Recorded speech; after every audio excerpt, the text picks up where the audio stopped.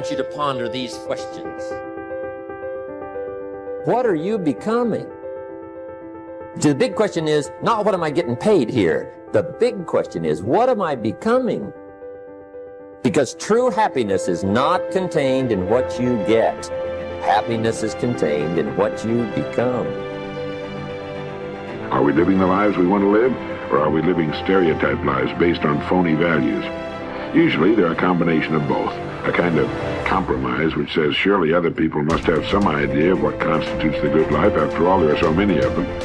But when we look closer, we see that they're living shadow lives, as Mumford calls them. In competition, ice skating, you've seen a couple match each other's movements almost perfectly. It's called shadow skating, I believe. They try to match each other's movements so perfectly that each might be the other's shadow. You know, everybody has a different temperament and personality, and it's something that has to be developed, you know, over a period of time. If you're too shy, you should really learn to push that into a small corner and speak up more. If you're a little too loud, maybe you should, you know, calm down just a little bit. But we shouldn't try to just radically become someone else. But that's what sophistication and civilization is supposed to do, is to make us civil. And all so-called civilized peoples have increasingly become crazy and self-destructive because through excessive thinking they have lost touch with reality. A person who thinks all the time has nothing to think about except thought. So he loses touch with reality and lives in a world of illusion. By thoughts, I mean specifically chatter in the skull, perpetual and compulsive repetition of words, of reckoning and calculating. We become what we think about most of the time, and that's the strangest secret. This is why thinking is so vital. This is why a goal is so important, because we will become that. This is why people who set goals achieve them. The trouble with men is not in achieving their goals. They do that. It's in establishing them.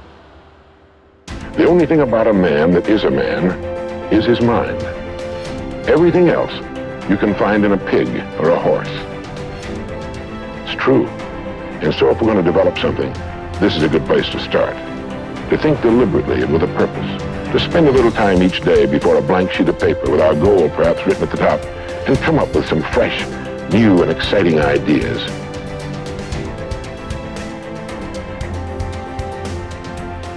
How to get the results you want. The principal reasons for failure are lack of confidence and too much effort. Many people block answers to their prayers by failing to fully comprehend the workings of their subconscious mind.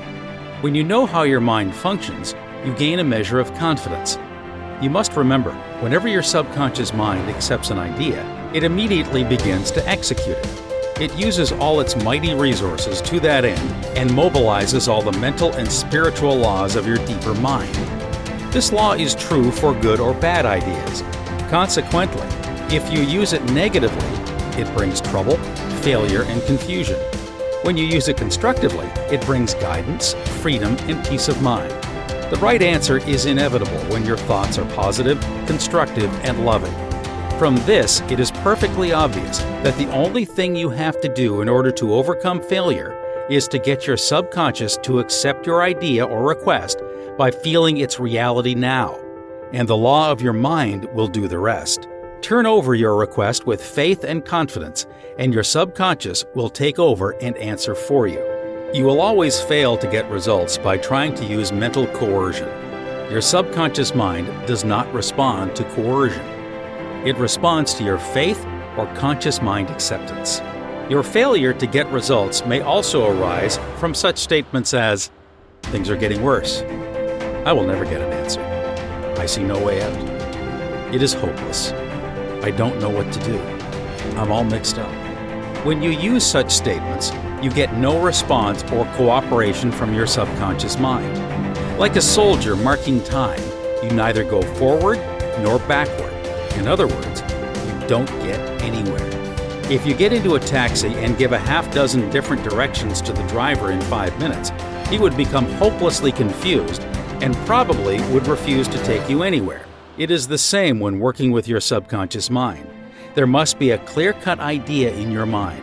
You must arrive at the definite decision that there is a way out, a solution to the vexing problem in sickness. Only the infinite intelligence within your subconscious knows the answer. When you come to that clear-cut conclusion in your conscious mind is then made up, and according to your belief, it is done unto you. Easy does it. A house owner once remonstrated with a furnace repairman for charging $200 for fixing the boiler. The mechanic said, "I charged 5 cents for the missing bolt and $199.95 for knowing what was wrong." Similarly, your subconscious mind is the master mechanic, the all-wise one, who knows ways and means of healing any organ of your body as well as your affairs. Decree health and your subconscious will establish it. But relaxation is the key. Easy does it.